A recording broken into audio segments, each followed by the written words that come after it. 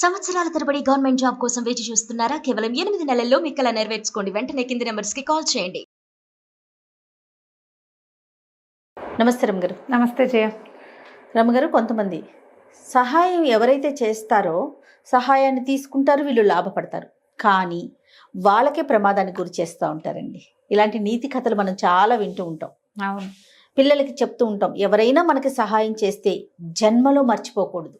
అదే ఆ సహాయాన్ని మనం ఏ పరిస్థితుల్లో ఉన్నా, ఎక్కడున్నా నీకు సహాయం చేసిన వాడిని మాత్రం గుర్తుంచుకోవాలి. ఇలాంటి నీతి కథ ఏదన్నా చెప్పండి రమగారు. చెప్దాం. కృతజ్ఞత చాలా చెడ్డది జయ. నరకంలో కూడా దానికి పెద్ద శిక్షలు ఉంటాయి. ఎన్నిసార్లు కుక్కల్లాగా పుడతారట వాళ్ళు కృతజ్ఞులు. ఆహాహా. అంటే మనకు సహాయం చేసిన వాళ్ళకి గనక మనం ఏదన్నా ఇబ్బంది కలిగితే, నీకు సహాయం చేసిన వాడి పేరు చెప్పకపోయినా పర్వాలేదు, వాళ్ళు సహాయం చేశారు అని కొంతమంది చెప్పుకుంటారు, కొంతమంది చెప్పకపోయినా పర్వాలేదు. కానీ నీకు సహాయం చేసిన వాడి పట్ల ద్రోహం తలపెట్టావా నువ్వు, అంతే, ఇక అంతే కదా. చెప్పరా అని నరకాలు వస్తాయి వాళ్ళకి. కొన్ని వందల జన్మలు కుక్కలుగాను, నక్కలుగాను, పిల్లులుగాను, పందికొక్కులుగాను అలా పుడతారు. మంచిది కాదు అది. నేను చెప్తాగా, నీకు హెల్ప్ చేశారు, వదిలేపోని, నీకు కుదరకపోతే చెడు మాత్రం చేయకూడదు. వాళ్ళ గురించి నువ్వు చెడుగా మాట్లాడకూడదు, చెడు చెప్పకూడదు, చెడు చేయకూడదు, వాళ్ళకి ఏవి ద్రోహం తలపెట్టకూడదు. మహాభారతంలో కొన్ని కథలు చెప్పుకున్నాం మనం. నాడీ జంఘుడి కథ ఒకటి దీనికి ఉదాహరణగా చెప్తారు. పూర్వమట ఒక గ్రామంలో ఒక బ్రాహ్మణ యువకుడు ఉండేవాడు. అమ్మ నాన్న వాళ్ళు ఏదో వైదిక విద్యలో ఉన్నారు, కానీ ఇతను అట్లా ఏం నేర్చుకోలే. ఆటకాయితనంగా తిరిగేవాడు. లేక పుట్టిన పిల్లల్ని గారాబం చేస్తారు పెద్దవాళ్ళు, మంచి మాటలు చెప్పలేకపోతారు, స్వధర్మ నిధిని చెప్పి నేర్పించలేకపోతారు, ధర్మాన్ని వదిలేశాడు అతను. వాళ్ళతో కలిసి తిరిగేవాడు. మెల్లిగా అతనికి మాంసాహారము అన్నీ అలవాటైనవి. ఏదేదో తిరిగేవాడు, వ్యాపారాల మీద వాటి మీద. వాళ్ళు ఎవరో వ్యాపారాలు చేస్తుంటే ఎక్కడెక్కడికో వెళ్ళేవాడు. మోసాలు, ద్రోహాలు, చిన్న దొంగతనాలకి పాల్పడి మొత్తానికి వాడు ఏమిటంటే కులభ్రష్టుడు అయిపోయాడు. వాడి వాళ్ళతో ఏ సంబంధము లేదు. వాడు ఏ ఊళ్ళో తిరుగుతూ ఎక్కడికో వెళ్ళిపోయాడు.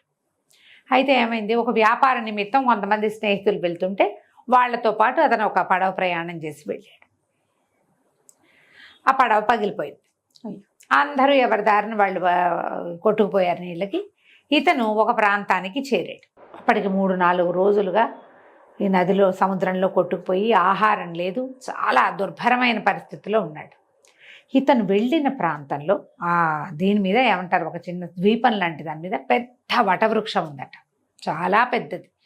ఎంత పచ్చగా, ఎంత ఆహ్లాదంగా ఉందో అక్కడ నాడీజంఘుడు అనే బకరాజు నివాసం ఉండేవాడు. కొంగ, అతిపెద్ద కొంగ, పురాతనమైనది. ఇది కృతయుగం నాటి కథ.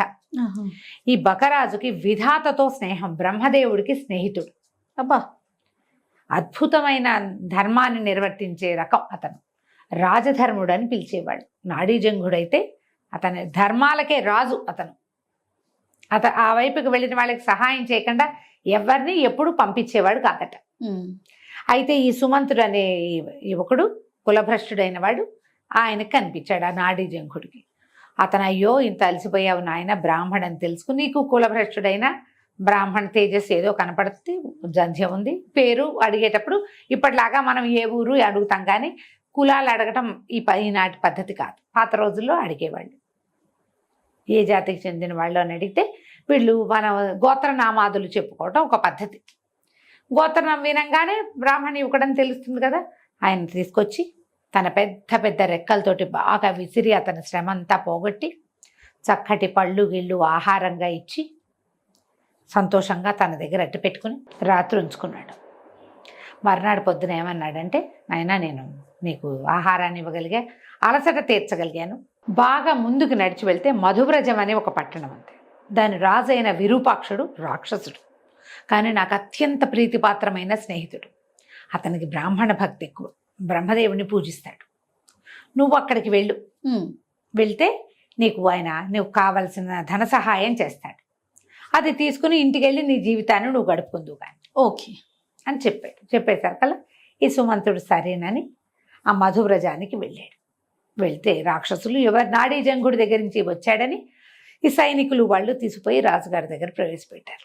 అతను మహాధర్మపరుడు, ఆ విరూపాక్షుడు దానపరుడు, వ్యక్తిని చూడంగానే గుర్తుపట్టే రకం వాడు. నాడీజంగుడు మనుషుల్ని మాత్రమే గుర్తిస్తాడు. వాడి కులభ్రష్టత్వము, వాడి దుర్మార్గత్వము నాడీజంగుడికి అక్కర్లా, అంత అద్భుతమైన వాడు. ఇతను అట్లాంటి వాడు కాదు. ఈయనకి దానపరుడు ధర్మపరుడే, కానీ వ్యక్తుల్లో ఉన్న ఆ దుర్బుద్ధుల్ని వాటిని ఇతను కనిపెట్టగలడు. ఈయనకి నచ్చల అతను. వీడు కులభ్రష్టుడని, పద్ధతి లేనివాడని, సరిగ్గా లేడని ఆయనకు అర్థమైంది. అర్థమైనా కూడా నాడీజంగుడు పంపించాడు. రాజధర్ముడు ఊరికే పంపడు కాబట్టి ఏదైనా ఇవ్వాలని భావించి ఏం చేశాడు, కొంత ధనము అవి ఇప్పించాడు. ఆ పూట ఏదో చిన్న ఆతిథ్యం అన్యమనస్కంగానే, ఆసక్తితోటి బ్రాహ్మణ సేవా నిరతితోటి చెయ్యాల. ఆయన పంపాడు, ఇతను ఒకడు వచ్చాడు ఇవ్వాలి అన్నట్టుగా ఏదో మోయగలిగినంత, అంటే అలా అనకూడదు, మోయలేనంత ధనరాశులు ఇచ్చి సాగనంపితే ఈ మధువ్రజ నుంచి మళ్ళీ ఇతను స్వగ్రామానికి వెళ్ళాలంటే నాడీజంగుడు ఉన్న ఆ మర్రి చెట్టు దగ్గరికే రావాలి. అక్కడికి వచ్చాడు. వస్తే అక్కడ వాళ్ళు ఏదో ఆహారం అది శుభ్రంగా తిన్నాడు. వచ్చాడు ఇక్కడికి. వచ్చిన తర్వాత ఈయన కూడా నాడీజంగుడు కూడా అతన్ని ఆదరించాడు. ఈ రాత్రికి నిద్ర చేసి రేపు వెళ్ళొచ్చు అని. ఇతను ఏమనుకున్నాడు, ఇక్కడి నుంచి నేను ప్రయాణం ఏ విధంగా చేసినా 5-6 రోజులు పడుతుంది. ఆహారం దొరుకుతుందో దొరకదో. ఈ కొంగ మంచి బలంగా ఉంది, ఓకే, కండబట్టి ఉంది కదా, కొంగను చంపేసి మాంసం పట్టుకెళ్దాం అనుకున్నాడు. చూసారా, తనకి ముందు 2 రోజుల ముందు సచ్చేందుకు సిద్ధంగా ఉన్న తనకి ఆహారం పెట్టి, రెక్కలతో వీవన విసిరి, పళ్ళు పెట్టి పడుకోబెట్టి, మనిషిని చేసి నిన్ను బతికించి నీకు ధనం సంపాదించుకునే మార్గం చెప్పిన వాడిని నువ్వేం చేయాలి? కొంగని కొంగగానే చూశాడు. ఏం చేశాడు, చంపేశాడు. రెక్కలు అవి అన్నీ తీసేసి మాంసాన్ని పోసిన పెద్ద కొంగ మాంసాన్ని ఒక మూటలాగా కట్టుకుని దాన్ని భుజాన్ని వేసుకుని ఈ ధనపు రాసుల్ని కూడా మోసుకుంటూ వెళ్ళిపోయాడు. ఇక్కడ వీళ్ళకి ఏం అలవాటు, నాడీజంగుడి దగ్గర నుంచి ఎవరైనా గెస్ట్ వస్తే వచ్చినట్టు మధువ్రజానికి, లేకపోతే 2 రోజులైతే నాడీజంగుడే వస్తాడు. ఓహో, కబుర్లు చెప్పుకుంటారు. సాయంకాలాలు కాసేపు వచ్చేవాడు. వీడు బయలుదేరి వెళ్ళిపోయాడు. ఈయన నాడీజంగుడిని చూసి 2 రోజులైంది. ఏమిరు మనిషి రాలేదు, ఎవరు రాలా ఆ పక్క నుంచి, కనీసం కొంగ పిచ్చిక అయినా వస్తాయి, నాడీజంగుడు రాలేదు అని ఆయనకి ఏదో అపశకునంగా అనిపించడం మొదలుపెట్టింది విరూపాక్షుడికి. కొంతమంది చారుల్ని పంపించాడు. భటుల్ని, నాడీజంగుడి కుశలం కనుక్కురండి, ఇక్కడి నుంచి అక్కడి నుంచి రోజు కబుర్లు వస్తూనే ఉంటాయి. ఏమీ రాబోయేసరికి ఆయనకు అనుమానం వచ్చింది. భటులు వచ్చేసరికల్లా వటవృక్షం బోసిపోయింది, రెక్కలు అవి తెగి కనపడుతున్నాయి, అక్కడ ఇక్కడ ఈకలు కనపడుతున్నాయి, నెత్తురుంది. వాళ్ళు పరిగెత్తుకుంటూ వెళ్ళి చెప్పేసరికల్లా ఈయనకి ఏమనుమానం వచ్చింది, దుర్మార్గుడైన కపట బ్రాహ్మడు ఒకడు వచ్చాడు, కులభ్రష్టుడు, వాడే ఈ పని ఏదో చేసుంటాడని ఆయన ఆ మేఘాల మీద పరిగెత్తుకొచ్చాడు. వస్తే ఏముంది, రెక్కలు కాళ్ళు ముక్కు కనపడ్డాయి. పరమ దుఃఖంతో అయ్యో దుర్మార్గుడికి ఇంట్లో అవకాశం ఇచ్చి ఇట్లా చేసుకున్నాడే అని వాటిని దహనం చేశారు, ఆ కనపడ్డ వాటిని. ఈ బ్రాహ్మడు ఏ దారిని వెళ్ళాడో వాడిని పట్టుకురండి అన్నారు. ఇంతలో బ్రహ్మదేవుడికి ఈ కబురు వెళ్ళింది. స్నేహితుడు కదా వాళ్ళిద్దరు మాట్లాడుకుంటారు ఎప్పుడు.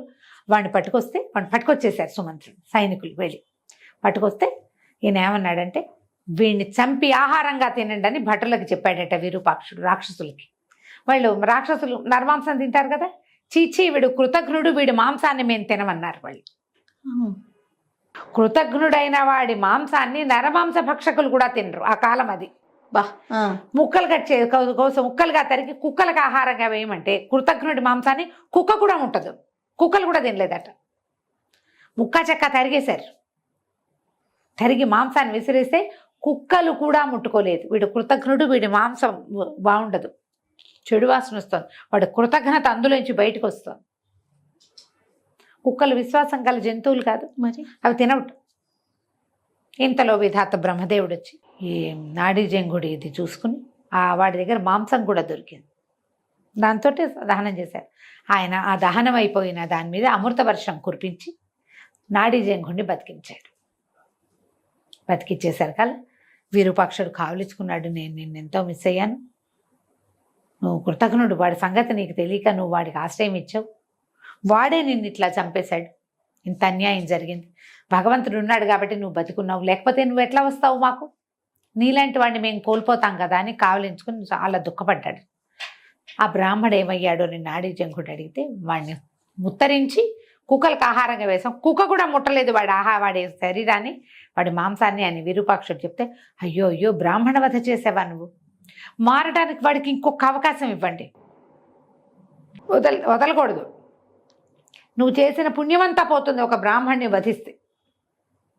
వాడు కులభ్రష్టుడైతే వాడి భ్రష్టత్వం వాడితోటే ఉంటుంది, వాడిని చంపిన పాపం మనకొస్తుంది కదా, అతన్ని బతికిచ్చి అతనికి ఒక అవకాశం ఇవ్వమని అడిగాడు. ఆయన చూడు ఎట్లాంటి వాడు, ఇంత చేసినా కూడా. అప్పుడు మళ్ళీ బ్రహ్మదేవుడి వరప్రసాదంతో సుమంత్రుడిని మళ్ళీ బతికించారు. బతికిచ్చి ఈ అపార ధనరాశులు ఇచ్చేసి అతన్ని పంపించేసి, కృతజ్ఞుడు అయితే అంటే ఎవరికైతే కృతజ్ఞత ఉండదో వాడికి ఎలాంటి గతి వస్తుంది అంతే. ఇప్పుడు దీనికి ఈ జీవుడికి ఆయన చెప్పట, ఇంత పని చేసినందుకు వాడి కర్మశేషాన్ని వాడు అనుభవిస్తాడు. రేపు మరణించి వెళ్ళాక వాడంతటి వాడిని మరణించని, చంపిన పాపం నీకెందుకు, ఈ కర్మబంధాన్ని అతను మోసుకోవాల్సిందే. అతను చేసిన చాలా రకాల దుష్కర్మలు, కులభ్రష్టత్వము, స్వధర్మ నిధనం చేయకపోవటము తో పాటు వాటన్నిటితో పాటుగా నాడీజంగుణ్ణి సంహరించింది, ఆ పాపాన్ని కూడా వాడు మోసుకుంటాడు. కానీ వాడిని చంపిన పాపాన్ని నువ్వు మోయొద్దు అని చెప్పి అతన్ని బతికించి కాలక్రమం ఏ రకంగా అయితే అది అయిపోతుంది అని చెప్పి డబ్బిచ్చి పంపించేశారు. ఇలాంటి కథలు మహాభారతంలో ఎన్ని ఉంటాయో జయ. ఎంత బాగుంది రమ్మగారు కదా, చాలా విశేషమైన కథ. ఎప్పుడూ కూడా మనుషుల బేసిక్ ధర్మం ఏంటంటే కృతజ్ఞత. అది లేకపోతే మనిషి కాదు, అంతే.